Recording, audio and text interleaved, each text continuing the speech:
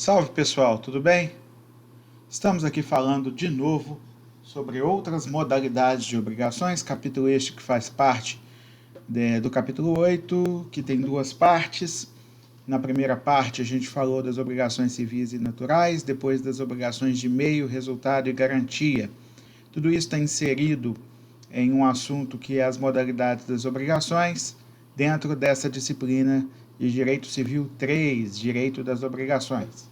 Continuando então o nosso conteúdo, vamos falar primeiro das obrigações de execução instantânea, diferida e continuada.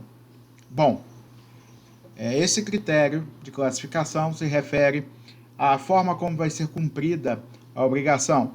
Primeiro falando das obrigações de execução instantânea e de execução diferida, ambas têm a característica de serem cumpridas, realizadas em um único ato.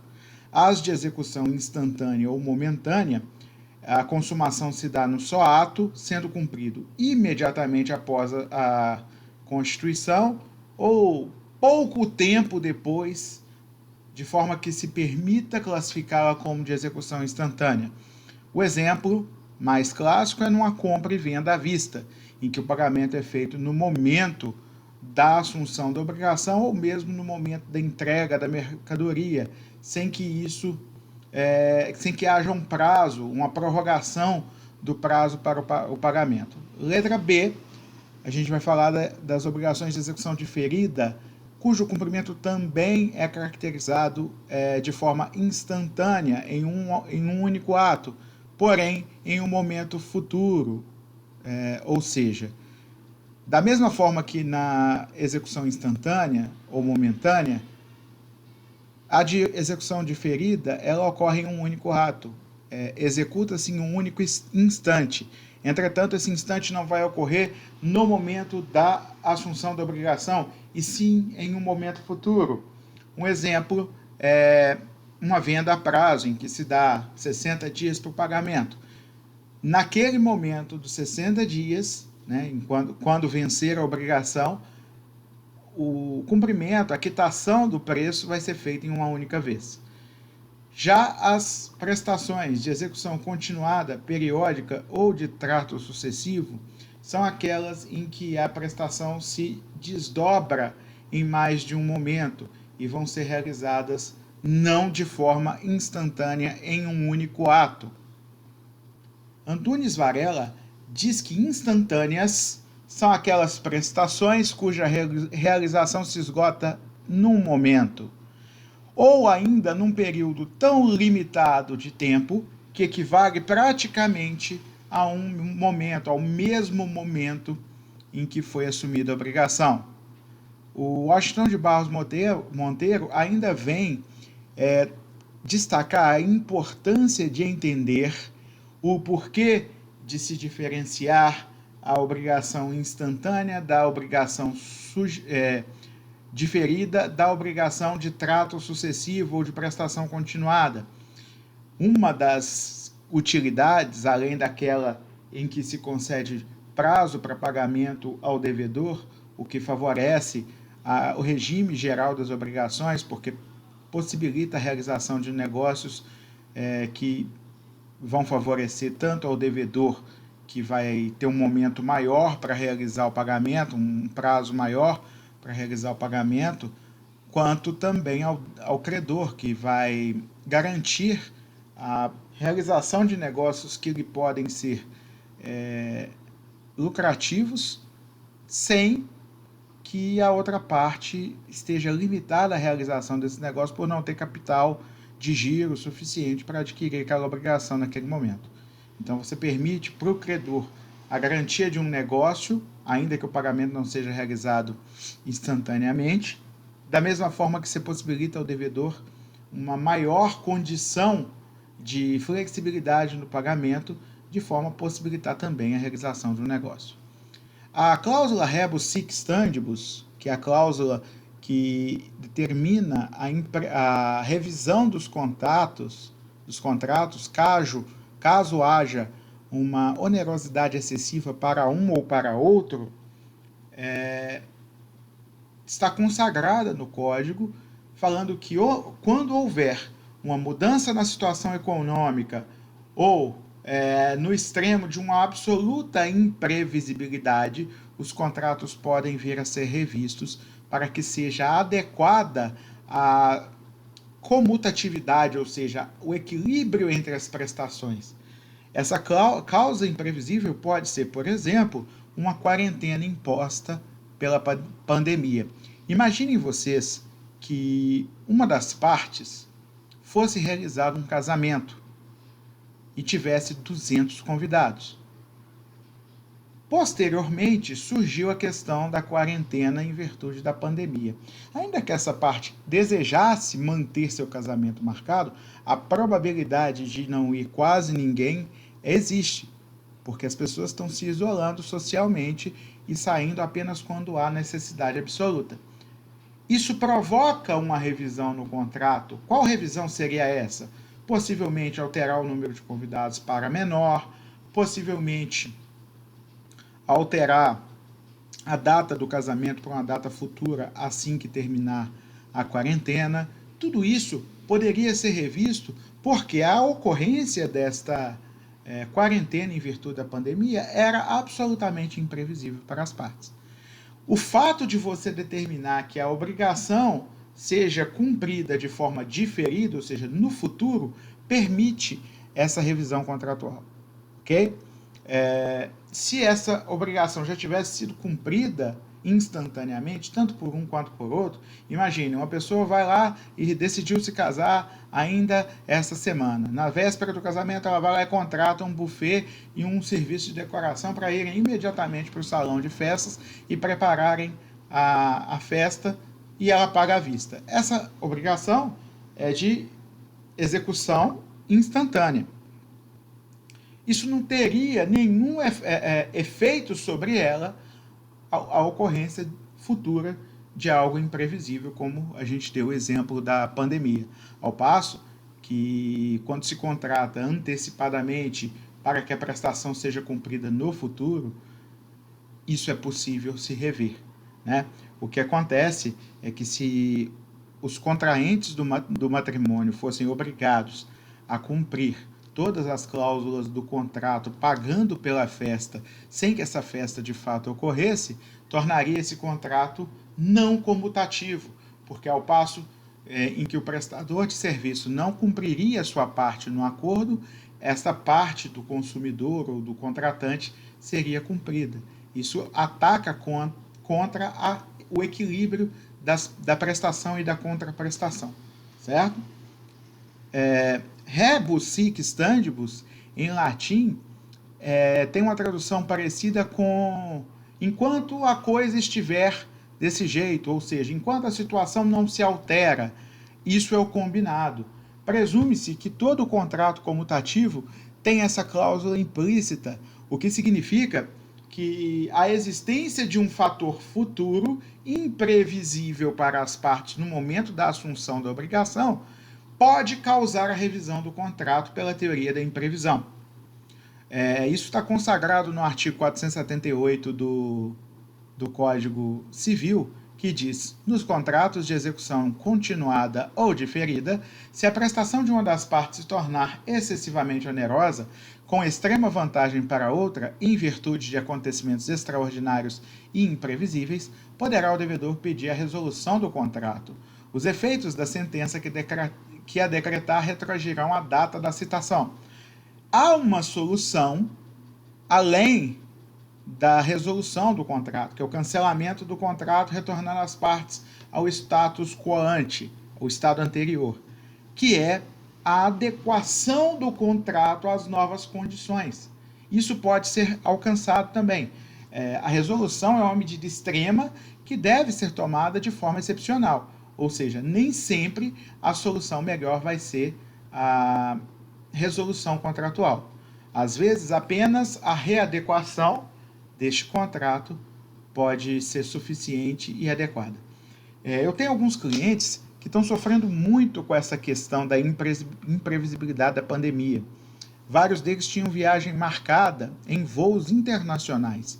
Alguns desses voos, inclusive, cancelados unilateralmente pela empresa aérea, em virtude do remanejamento de voos por causa da pandemia. Várias linhas aéreas, vários voos estão sendo cancelados porque não está tendo público.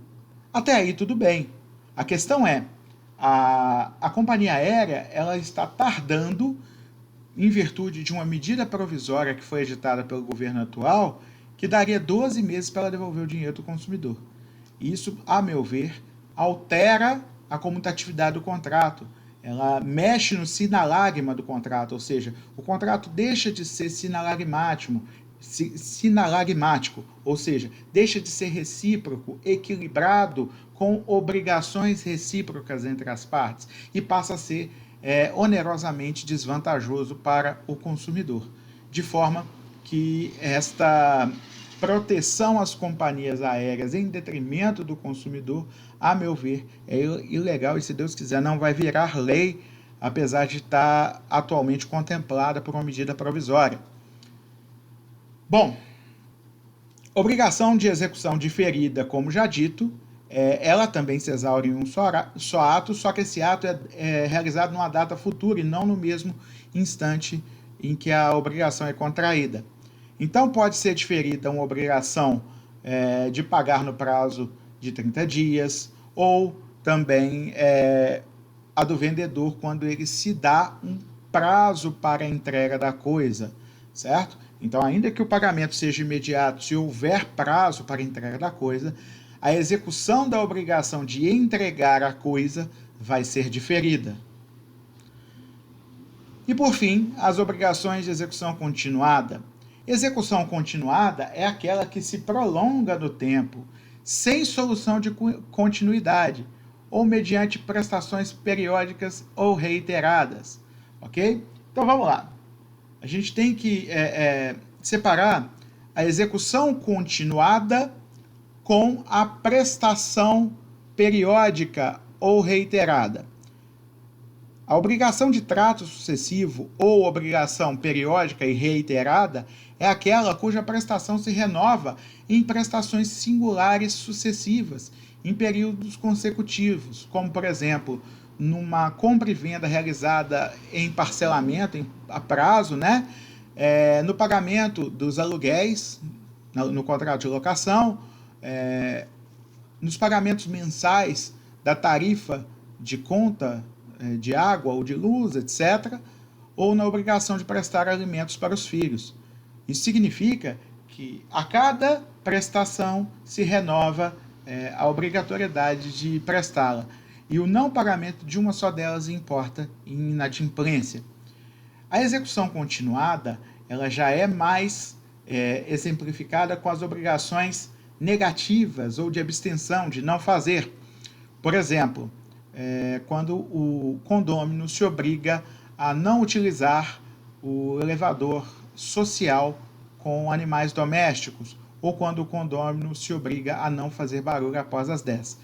Como em todos os momentos em que não está fazendo barulho, ainda que não esteja em casa, por exemplo, esta obrigação está sendo cumprida, entende-se que há execução continuada, porque não há intervalos entre a execução. No caso das prestações periódicas ou reiteradas, que a gente chama de trato sucessivo, há sim intervalos entre o cumprimento de cada prestação.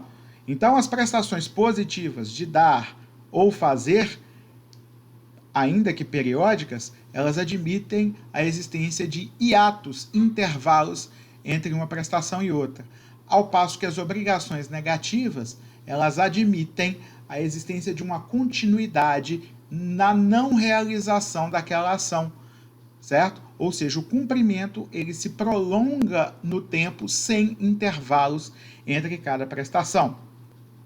Um exemplo, o que eu falei, é a questão do condomínio, em que a pessoa assume diversas obrigações negativas e, ao passo que ela fica o tempo todo sem praticar esses atos, essa execução ou prestação, ela se mostra continuada.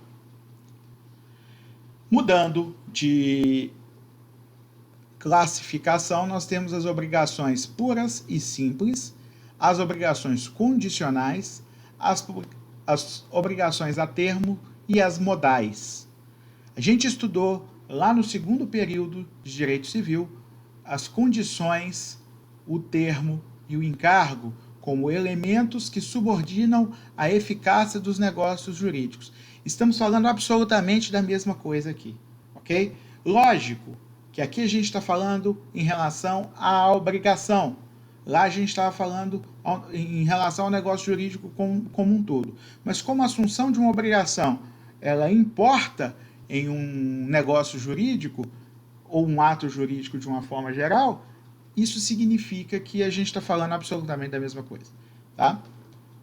Obrigações puras e simples são aquelas não subordinadas a elementos que condicionem a sua eficácia. Por exemplo, condição, termo e encargo. O que significa que a obrigação pura e simples é aquela cuja execução não depende da realização de uma condição, não depende da realização do acontecimento de um termo ou da realização de um encargo. Simplesmente ela é de execução imediata e não condicionada a nada, ok? Ainda que ela ocorra nos negócios cuja prestação não sejam imediatos, estão subordinados à morte, por exemplo. O testamento é um exemplo de que pode determinar uma obrigação simples do espólio para com o legatário, certo? E é óbvio que é condição para que se execute esse testamento a morte do testador. Entretanto, como a morte ela é condição sine qua non, ou seja, faz parte da substância do negócio, ela não é considerada uma condição como subordinadora da eficácia do negócio. O que acontece é que o testamento é um negócio que depende da morte. Então não existe, a condição aí ela não é acessória, ela não é relativa a uma cláusula acessória, e sim relativa ao principal.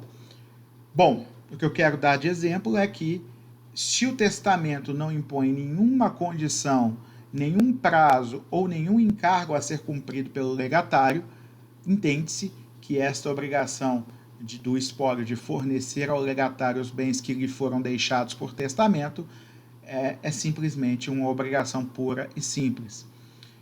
Então, a gente tem vários exemplos, né? A obrigação de dar, que não está subordinada a nada, a obrigação de fazer, que não tem nenhuma eficácia diferida, eficácia condicionada à existência de uma obrigação, ao acontecimento de um termo ou à realização de um encargo.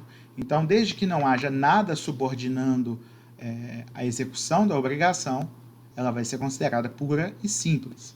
Já as obrigações condicionais são aquelas cujo efeito está subordinado a um evento futuro e incerto. Vocês se lembram bem que a gente falou sobre isso lá na eficácia do negócio jurídico. Condição, então, é um evento futuro e incerto, ou seja, a gente sabe que se a condição acontecer, ela ocorrerá no futuro. Ok? Então, existem alguns requisitos para que possa se considerar uma condição. O primeiro deles, a existência de uma cláusula derivada da vontade das partes. Condição não se impõe pela lei, ok? Ela depende da vontade das partes para existir. A segunda questão é a futuridade. Não serve evento que tenha acontecido no passado, cujo acontecimento é ignorado pelas partes. Exemplo, Tício e Mévio contratam contratam a compra e venda condicionada a algo que já aconteceu, só que eles não sabem que já aconteceu. Vai se considerar uma condição não escrita, ok? Então, é necessário para que haja condição e para que o negócio seja considerado uma condição que não tenha acontecido ainda, que vai acontecer no futuro. E o terceiro elemento é a incerteza em relação ao seu acontecimento. Ela pode ocorrer ou pode não ocorrer. E não se sabe se vai ou não ocorrer, certo? Como eu disse, a condição não é considerada o evento, como condição não é considerado o evento futuro, mesmo se ele for incerto ao momento, cuja eficácia o negócio está subordinado, mas que decorra da sua própria natureza, como, por exemplo, a morte em relação ao testamento. Outro exemplo é a quitação em relação ao pagamento, ok? O pagamento é uma forma de extinção da obrigação que tem como consequência natural a quitação outorgada pela outra parte. E essa consequência ela é automática e ela adere ao pagamento. Todo pagamento realizado vai subordinar a obrigação a este pagamento. E não tem como pagar algo da forma prevista na assunção da obrigação sem que isso acarrete uma quitação automática, mesmo que não haja documento que comprove essa quitação. O que significa que eu não posso considerar que a outorga de quitação seja uma condição do pagamento. Tá? O pagamento de uma obrigação, ele faz parte do cerne dessa obrigação e a quitação faz parte do cerne do instituto jurídico do pagamento, fazendo com que nada disso seja considerado condição. Condição é algo que depende de um elemento externo, ok? Ou de elementos internos. A gente vai verificar que a subordinação a elementos subjetivos internos ao contrato, ela nem sempre pode ser considerada como condição válida, tá certo? Então, primeiro, a incerteza precisa ser objetiva.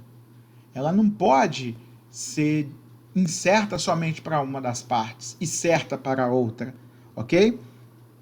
Um exemplo é quando uma das partes, ignorando que outra já tinha concluído os requisitos necessários para se considerar um profissional de determinada área, condiciona a existência de um negócio a essa aquisição desses requisitos. E a outra, sabendo que esses requisitos já estão implementados, deixa constar no negócio essa condição.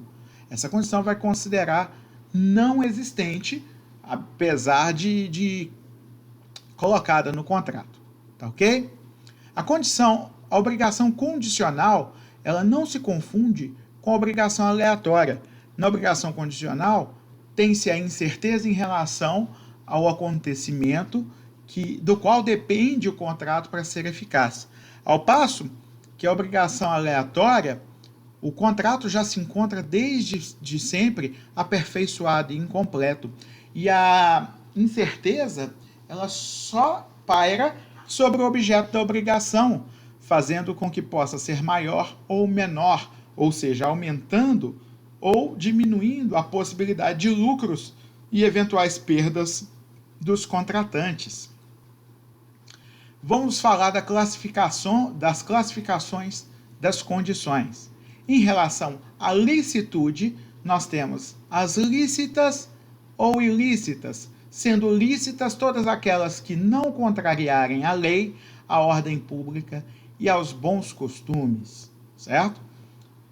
Então, você não pode impor uma condição para um negócio jurídico se aperfeiçoar se essa condição implica em infringir a lei pela outra parte. Ela é considerada uma condição impossível porque a outra parte ela não pode ser obrigada a infringir a lei.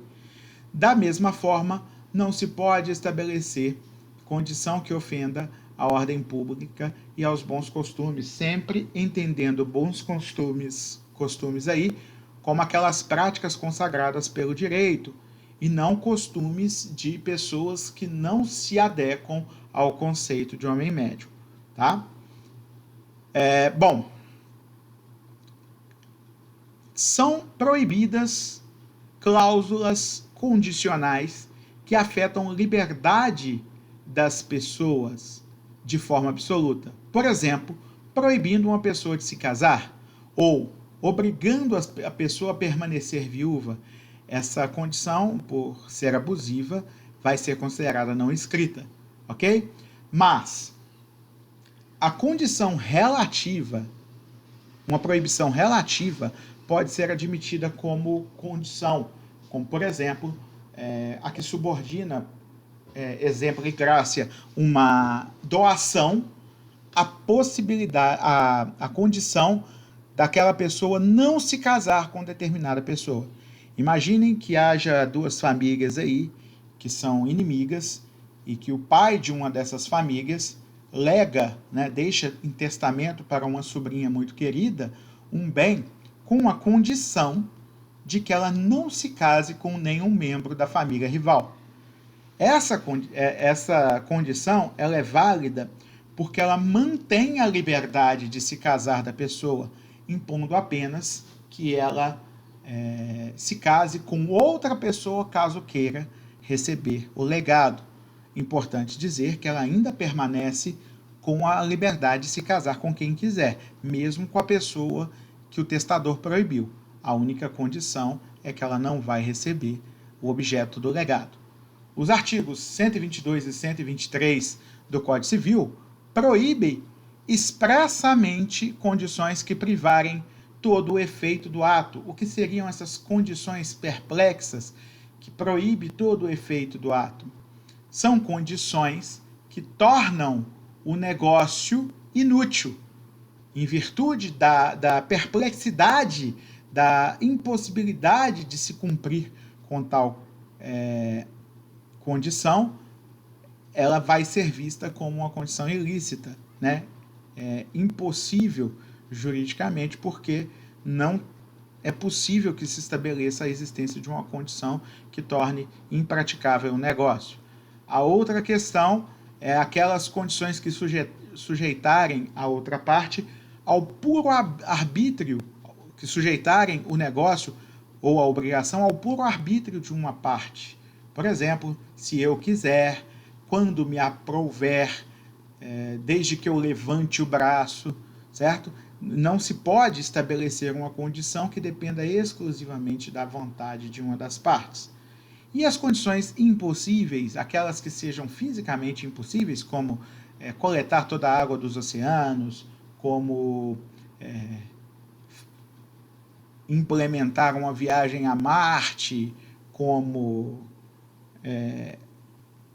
alcançar um meteoro que passa próximo à órbita da Terra e colher um pedaço de rocha, todas essas condições fisicamente impossíveis para as partes serão consideradas condições não escritas, porque vão ou invalidar o negócio, se suspensivas, ou ser consideradas simplesmente não escritas quando resolutivas, tá? Ou também aquelas questões juridicamente impossíveis. Se uma condição ela estabelece que algo juridicamente impossível seja feito para que se consiga um bem cuja obrigação está subordinada àquela condição, essa condição vai ser considerada ilícita. Exemplo, quando alguém é determinado que mate outra pessoa. Pensem comigo. É possível fisicamente alguém matar o outro? Sim. O que não é possível é juridicamente que esse ato seja válido e lícito. Então, o artigo 122 fala o seguinte: são lícitas, em geral, todas as condições não contrárias à lei ou à ordem pública ou aos bons costumes.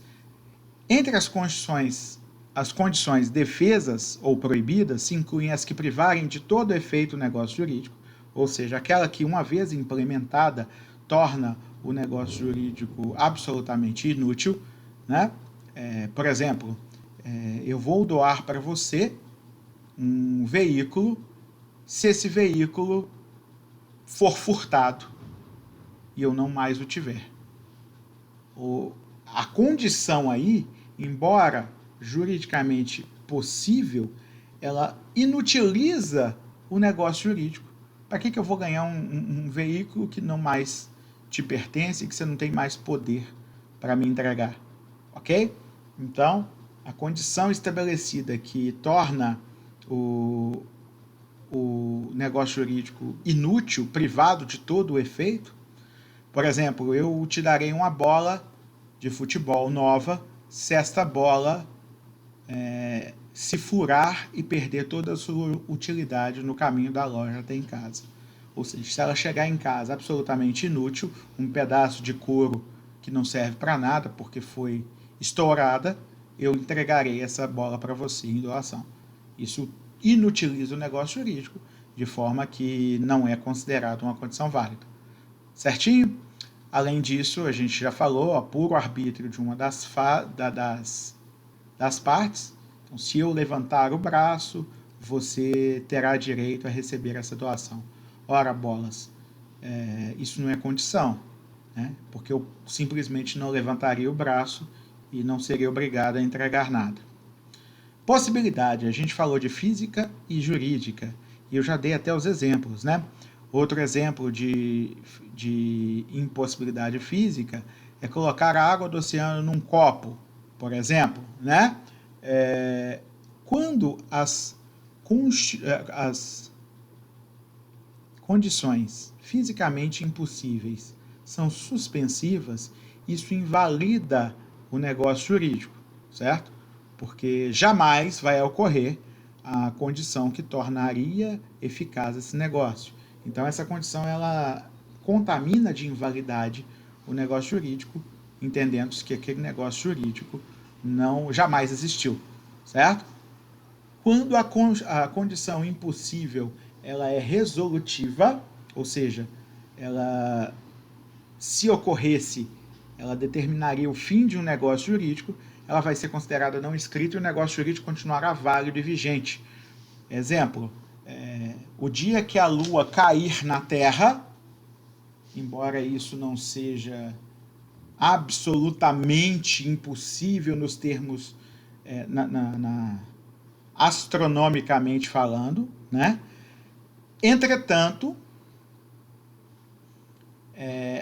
a improbabilidade extrema desta realização dessa condição faz com que ela seja fisicamente impossível, e aí, se você delimita a eficácia de um negócio jurídico a acabar essa eficácia quando ocorrer essa condição, entende-se não escrita a cláusula. Por exemplo, se cair um meteoro na Terra e dizimar toda a vida humana, a locação nossa vai ser resolvida. Ora bolas, né? É considerado condição inexistente, tá certo? Bom, dito isso, vamos falar das condições em relação à fonte de onde promanam. Nós temos elas causais, potestativas e mistas. As causais são aquelas que dependam de um evento alheio, de uma causa alheia à vontade das partes. E aí tanto pode acontecer vontade de terceiros, como eventos que não dependam da vontade de ninguém para acontecer. Como, por exemplo, eu te doarei uma casa nova se esta casa sua que você tem for destruída pelas enchentes. O que precisa acontecer? Uma enchente tão forte que destrua a casa do beneficiário. Aí ele passa a ter direito a uma casa nova em virtude da promessa que foi feita. Ok? Bom, então causais são as que dependem do acaso, do fortuito, que é alheio à vontade das partes. Potestativas são as que decorrem da vontade de uma das partes, dividindo-se em puramente potestativa e simplesmente potestativa. As primeiras são consideradas ilícitas pelo artigo 122 do Código Civil e invalidam o negócio jurídico. Tá? Por exemplo, eu já dei, né, se eu quiser, quando me aprouver, se me aprouver, se eu levantar o braço, etc. É um mero capricho de uma das partes e isso não pode ser considerado como limitador da eficácia de um negócio jurídico.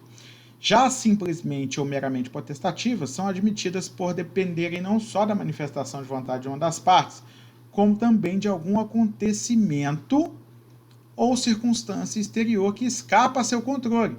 Por exemplo, dar-te-ei tal bem se fores a Roma. Esse é o exemplo que a gente tem aqui no final da página.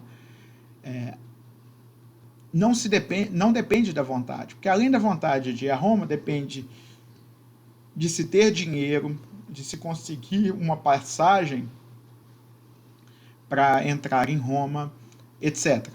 Certo? Então, a vontade não é o único limitador da ocorrência deste negócio jurídico, dessa obrigação. Certo? Então, é possível estabelecer simplesmente ou meramente potestativos. Por que simplesmente potestativos? Porque o credor, nesse caso, poderia cumprir quando quisesse, indo a Roma. Entretanto, a viagem não depende única e exclusivamente da vontade dele. Ele poderia, por exemplo, adquirir a possibilidade de ir a Roma das mais diversas formas, e é necessário que ele obtenha essa possibilidade para que ocorra a condição. Ok?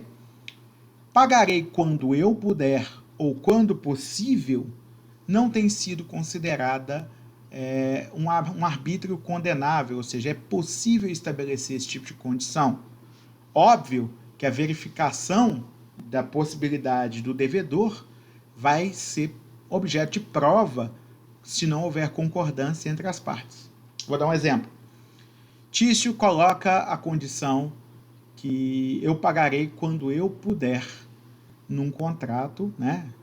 Vamos supor que Mévio empresta um dinheiro para Tício, que estava em extrema condição financeira, e é estabelecida a condição: quando eu puder, eu pagarei. Poder pagar não é mera causa de vontade, e sim da obtenção de recursos suficientes para o pagamento.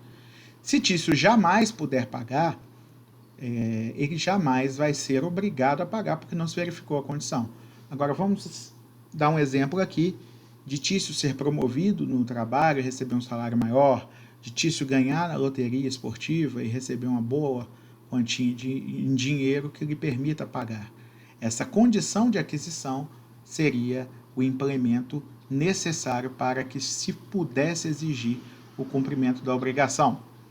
Já as mistas são as condições que dependem simultaneamente de vontade das partes e da vontade de um terceiro, como, por exemplo, eu vou te dar essa quantia se você casar com fulano ou com tal pessoa. Lógico que o casamento aí não depende única e exclusivamente da vontade de uma das partes, sim da vontade dele e da vontade de fulano, ou se você se tornar sócio de fulano, ok? A eficácia nesses casos não vai depender somente da vontade do beneficiário, o que seria considerado condição ilícita, mas também do consentimento de terceira pessoa, ok? Ao modo de atuação, nesse critério, as condições poderão ser suspensivas ou resolutivas. A suspensiva adia o início da eficácia do negócio jurídico. Vamos dar um exemplo aqui. Alugar-te-ei este imóvel se você for morar na cidade de Viçosa. Todo mundo sabe que Viçosa tem uma universidade federal, inclusive onde eu me formei. Se a pessoa vira e fala: olha, eu vou te alugar meu imóvel por valor tal, se você for morar na cidade de Viçosa. Se a pessoa nunca passar no vestibular ou no Enem, né, e nunca for morar em Viçosa, não tem obrigação nenhuma de cumprir a obrigação que foi assumida àquele que prometeu, ok? Então, é suspensiva esta condição. O contrato de aluguel vai ter eficácia somente posteriormente à mudança daquela pessoa para Viçosa. Da mesma forma em que você estabelece qualquer condição para início do cumprimento do negócio jurídico, você está estabelecendo uma condição suspensiva. A condição resolutiva é o contrário, é aquela que o negócio jurídico tem efeito ou imediato ou antes da ocorrência daquela condição resolutiva, e a ocorrência da condição determina o fim do negócio jurídico e não o início da eficácia. Ou seja, o fim da eficácia do negócio jurídico está subordinada a uma condição. Exemplo, este aluguel desta casa, que já está valendo, né, a partir do dia tal, vai ser resolvido, ou seja, vai ser extinto o contrato, vai ser terminado o contrato, né, se você se formar em direito, por exemplo. É possível se formar em direito? Sim, é possível. A ocorrência da condição, ela termina o negócio jurídico, ou seja, termina o cumprimento, determina o fim da obrigatoriedade de cumprir a obrigação. Certo? Bom, finalizadas as condições, lógico que eu remeto nossos queridos alunos aos conhecimentos que eles adquiriram no semestre passado sobre condição, termo e encargo dos negócios jurídicos, tá? Inclusive, esse capítulo do semestre passado pode ser relido no livro 1 do Carlos Roberto Gonçalves, ou no livro 1 do Pablo Stolze, ou do Flávio Tartucci, tá? Qualquer um deles vai ter esse conteúdo lá na elementos que subordinam a eficácia do negócio jurídico. E vamos falar agora das obrigações a termo. Termo ou prazo ocorre quando a obrigação se subordina aos efeitos de um evento futuro e certo. Ou seja, no termo, não há incerteza quanto à ocorrência de um negócio, e sim, a incerteza ela pode pairar, se for um termo incerto, em relação a quando vai ocorrer, certo? Então, o termo ele pode ser certo em relação à sua ocorrência, mas incerto quando esta ocorrência se dará. Por outro lado, a condição, a incerteza paira sobre a ocorrência do fato e não apenas de quando este fato ocorrerá, certo? Termo incerto paira a incerteza quanto à data da verificação do termo. Por exemplo, determinado bem passará a pertencer a tal pessoa a partir da morte de seu proprietário. A morte é certa, ela vai ocorrer de qualquer forma, ninguém é imortal, né? Então é possível verificar esse elemento que subordina a eficácia da obrigação como um termo e não como uma condição. A morte vai ocorrer, mas não se sabe quando vai ocorrer a morte. Da mesma forma, não é considerado como condição a morte no caso do inventário. Por quê? Primeiro, porque a morte é um evento futuro certo. Segundo, a morte é necessária em relação à substância do negócio jurídico. Não existe inventário, execução de inventário sem morte, ok? Porque o direito brasileiro proíbe negócios envolvendo herança de pessoa viva. Então, o termo certo é quando a data de sua ocorrência é certa. Por exemplo, o Natal de 2022. A gente sabe que o Natal de 2022 vai ocorrer no dia 25 de dezembro de 2022. Então, é o termo certo. Termo incerto é o que subordina, por exemplo, a uma questão incerta em relação à data. Por exemplo, quando fulano morrer, eu vou te vender a casa dele. Essa obrigação, se assumida de forma legal, ela vincula as partes, né? E se feita, por exemplo, por um herdeiro, quando fulano morrer, eu sendo herdeiro dele, te venderei a casa. A morte é certa, não se sabe quando, e aí o termo vai ser incerto. O termo também pode ser inicial ou suspensivo, dies a quo, e final ou resolutivo, dies ad quem. No mesmo contrato pode-se ter termo inicial e termo final. Vamos dar um exemplo aqui de um contrato de patrocínio de uma marca famosa a um time de futebol. O dies a quo determina a partir de quando o contrato vai ter validade.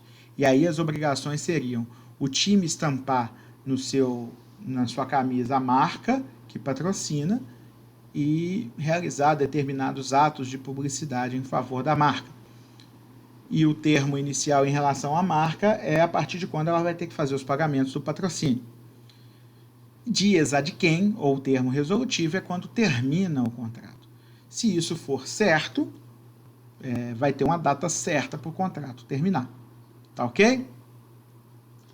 Inserção de termo no contrato tem muita relevância, por exemplo, na análise das consequências da inexecução, né? O nosso ordenamento acolheu essa regra romana, dies interpellat pro homine, segundo a qual, tendo fixada a data para o pagamento, o seu descumprimento acarreta a mora automaticamente, sem necessidade de qualquer providência do credor.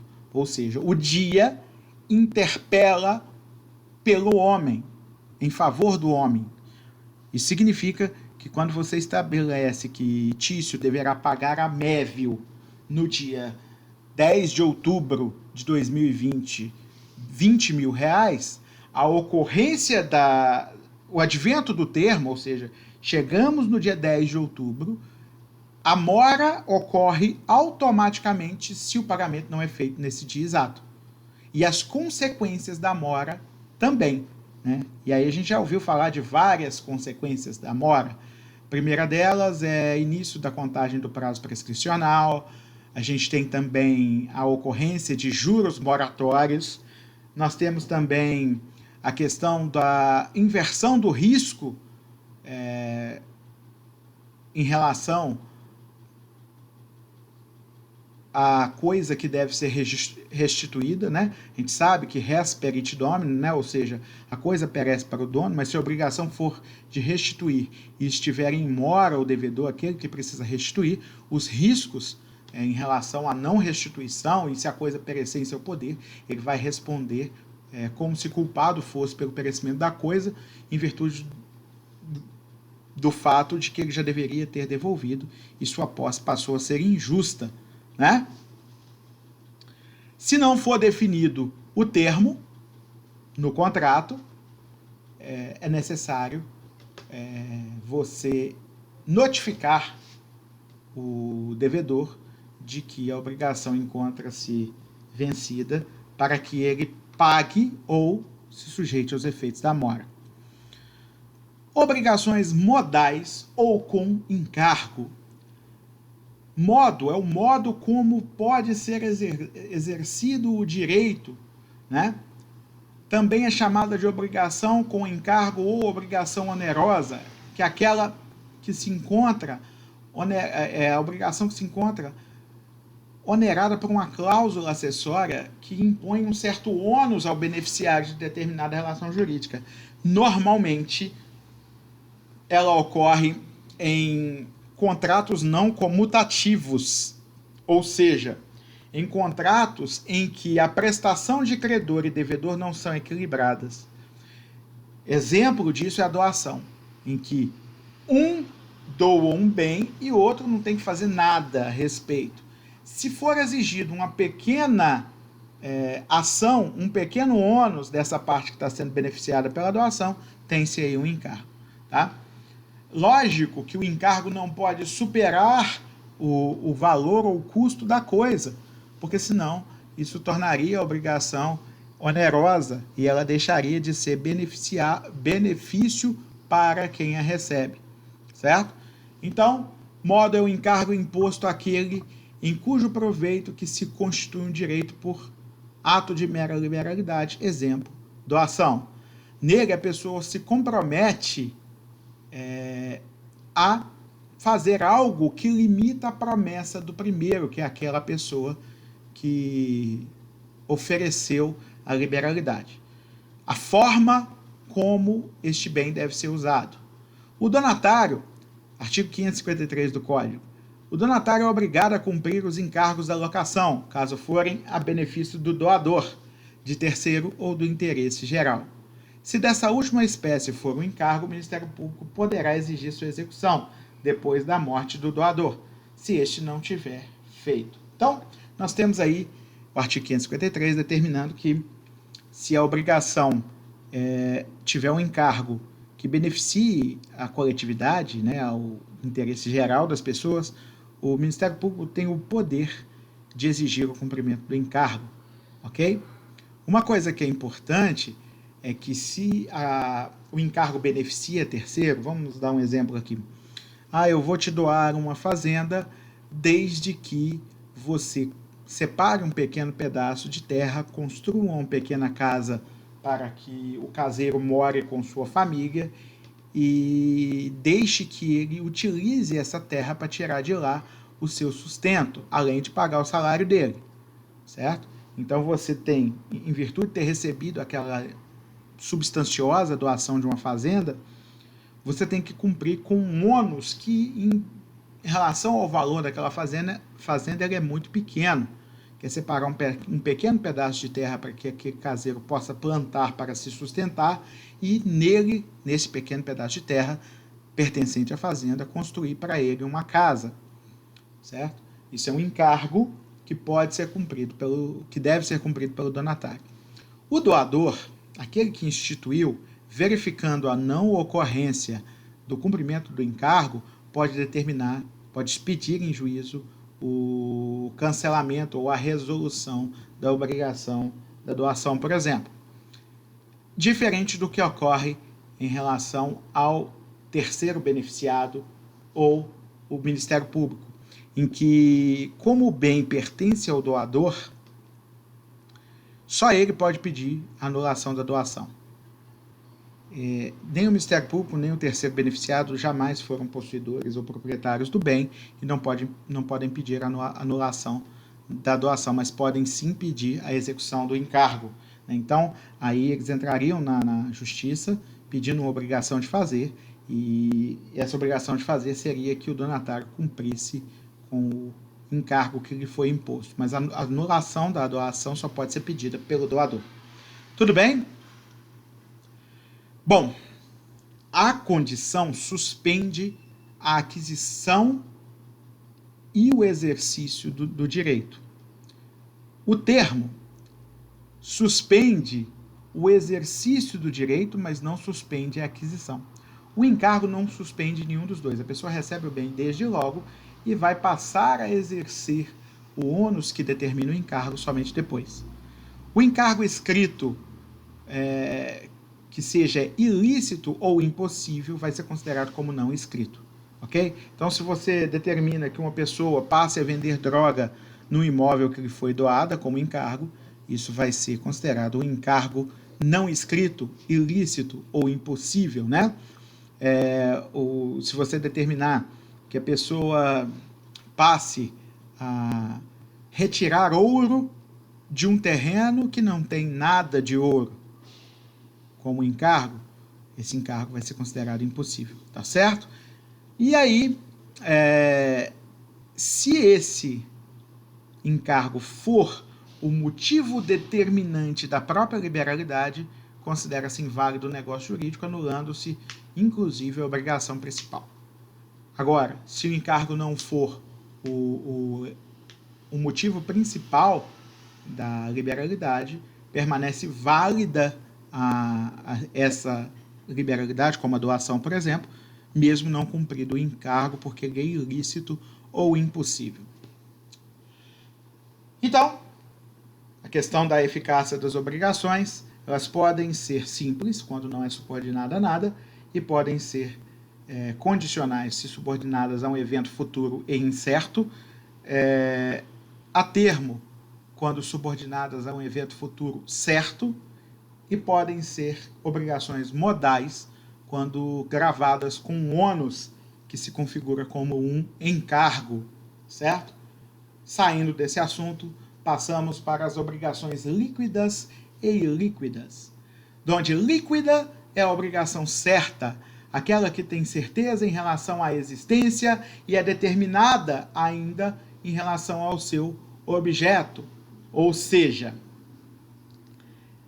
a obrigação precisa existir de forma certa, não há dúvida nenhuma em relação dessa obrigação ser já exigível, e tem que haver um valor exato que possa ser exigido, ou seja, o objeto da prestação também é determinado. Ilíquida, ao contrário, é aquela obrigação que seu objeto depende de uma prévia apuração. Ele é incerto naquele momento. Então é necessário que se liquide, ou seja, converta em líquida a obrigação ilíquida para que se possa ser cumprida. Porque enquanto não for liquidada, ou seja, determinado o que deve ser pago e na quantidade exata que deve ser pago, impossível é para o devedor o cumprimento da obrigação. O CPC, no seu artigo 509, dita duas espécies de liquidação. A primeira delas é por arbitramento, quando é determinado pela sentença, convencionado pelas partes ou exigido pela natureza do objeto da liquidação. Arbitramento é quando se submete a um terceiro que tenha capacitação técnica para avaliar e para liquidar a obrigação, que o faça, certo? Então aí nem o juiz, nem nenhuma das partes tem condição de estabelecer o quanto se deve pagar e o que exatamente se deve pagar, e aí o terceiro, o árbitro, vai realizar isso. Além disso, poderá acontecer a liquidação pelo procedimento comum, quando houver necessidade de alegar e provar fato novo, bem como se estabelecer com exatidão qual foi o valor ao qual a sentença condenou as partes, tá? Se na sentença houver uma parte líquida e outra ilíquida, o credor vai promover a execução imediata da parte líquida e vai promover o procedimento de liquidação da parte que é ilíquida. Vai fazer para isso autos apartados, ou cada uma vai ter o seu número de processo, um processo separado, porém todos pertinentes, conectados com o processo principal. Quando a apuração do valor depender apenas de um cálculo aritmético, o credor pode promover a execução desde logo, fazendo constar da sua petição que inicia esse procedimento de cumprimento de sentença por execução, o seu cálculo. Obviamente, este cálculo vai ser submetido a outra parte, que vai apresentar também o seu cálculo, e havendo divergência entre os cálculos, isso vai ser submetido ao escrutínio de um perito contador. E este perito contador poderá determinar qual cálculo está correto, ou ainda que os dois estão incorretos, estabelecendo então um terceiro cálculo. E o juiz vai julgar essa questão, determinando qual cálculo esteja correto. Mas não é necessário produção de novas provas para a realização do cálculo aritmético, bastando-se para isso se utilizar das tabelas fornecidas pelos tribunais em relação à condição, à atualização monetária do valor, olhar no próprio processo quais são os termos iniciais para cobrança de juros e de correção monetária, e ainda utilizar como base para esse cálculo o que está escrito na sentença.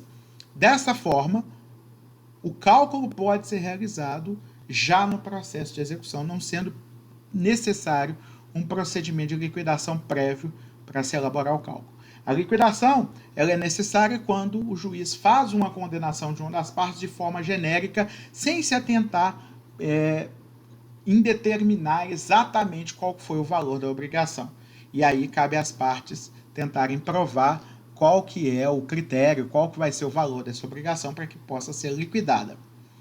E aqui estou apenas explicando cada uma delas, eu acabei de explicar lá na página anterior, então não é necessário a gente fazer de novo. Tudo bem? Então, depois vocês vão ler uma e outra aqui nesse slide para ter um conhecimento a respeito.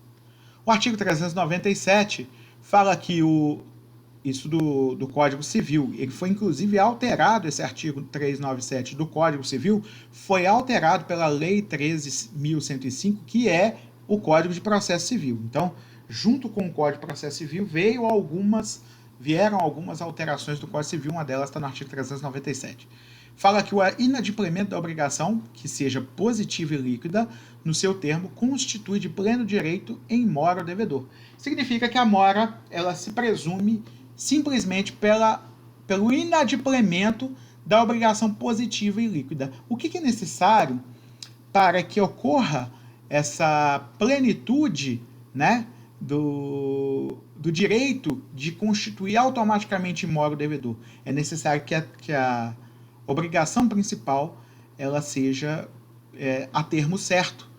Significa que a ocorrência desse termo certo, por exemplo, 10 de junho de 2020, a ocorrência da data 10 de junho de 2020, ela é certa, ela vai acontecer, e quando ela acontece, se não foi feito o adimplemento na data, no dia seguinte já vai estar em mora o devedor, tá ok? Vamos falar agora das obrigações principais e acessórias. Onde principais, o critério aqui são as obrigações reciprocamente consideradas, né? Elas vão se dividir em principais e acessórias. As principais são aquelas que existem por si mesmas, sem depender de qualquer outra para sua existência, como, por exemplo, a obrigação de entregar uma coisa no contrato de compra e venda. Obrigações acessórias têm existência subordinada a outra relação jurídica. Um exemplo é a existência de uma fiança. O contrato de fiança é acessório em relação à obrigação principal, e a nulidade da obrigação principal importa em nulidade da obrigação do fiador. Outro exemplo de obrigação acessória é o pagamento dos juros, que perece caso haja ou pagamento na data do vencimento da obrigação principal ou na ocorrência da invalidade da obrigação principal. Então, se você teve a obrigação principal invalidada pelo direito, não vai haver uma subsistência da obrigação de pagar juros. Essa regra de que o acessório segue o principal, em latim accessorium sequitur sum principale, diz que a invalidade da obrigação principal implica na invalidade das obrigações acessórias. Mas a invalidade da obrigação acessória não induz a invalidade da obrigação principal. Vamos dar exemplo. Imaginem que um menor não emancipado assine sem a assinatura, sem a assistência ou representação do seu representante legal, um contrato de locação. Esse contrato é inválido em virtude da incapacidade do agente, certo? Nós temos lá o agente incapaz no artigo 104 do Código Civil como um dos motivos da invalidade do negócio jurídico. Bom, se os fiadores são maiores e capazes, a invalidade do negócio jurídico principal induz a invalidade dos contratos de fiança. Então, o fato de o locador não ter se preocupado em colher a assinatura do representante legal do incapaz faz com que o contrato seja inválido, e essa invalidade vai contaminar os contratos acessórios, de forma que não subsistirão os contratos acessórios com a ocorrência da invalidade do principal. Agora vamos dar o mesmo exemplo, só que um pouco diferente. Mévio aluga para Tício um imóvel. Todos os dois são maiores e capazes. Exige de Tício 2 fiadores, Caio e Bruno, sendo que Caio tem 16 anos e não foi assistido pelo seu genitor na assinatura do aval. Além de ter 16 anos, ele não é emancipado, tá? Houve invalidade da fiança. Essa invalidade da fiança, por ser a fiança um contrato meramente acessório, não invalida o contrato principal, certo? A gente já falou da fiança e dos juros como obrigações acessórias, mas existem várias outras espécies e a gente pode falar. A concernente aos direitos reais de garantia, por exemplo, penhor, anticrese e hipoteca. Se você hipoteca uma casa, isso é uma obrigação acessória, né? Essa questão da hipoteca da casa. Esta hipoteca presume, ou melhor, ela precisa da existência de um direito de crédito, que é a obrigação principal. Se esse direito de crédito for considerado nulo, vai ser considerada nula também a hipoteca. A questão da evicção também, né? A obrigação do credor de resguardar o comprador contra riscos de uma alienação, de uma evicção, pressupõe uma obrigação principal, que é a de entregar o imóvel. Vamos supor que esse contrato principal seja anulado, a obrigação de garantir contra os riscos da evicção também será anulada. Mesma coisa em relação a vícios redibitórios, tá? Se for anulado o negócio principal, a obrigação de indenizar pelos vícios redibitórios também perece. A mesma coisa em relação à cláusula penal. Nulo o contrato não é aplicável à cláusula penal, que é uma cláusula acessória que determina penalidade para quem descumpre um contrato, certo? A decorrente de cláusula compromissória, por exemplo, quando as partes se obrigam a submeter uma decisão de determinado negócio, quando há dúvida, a um juízo arbitral.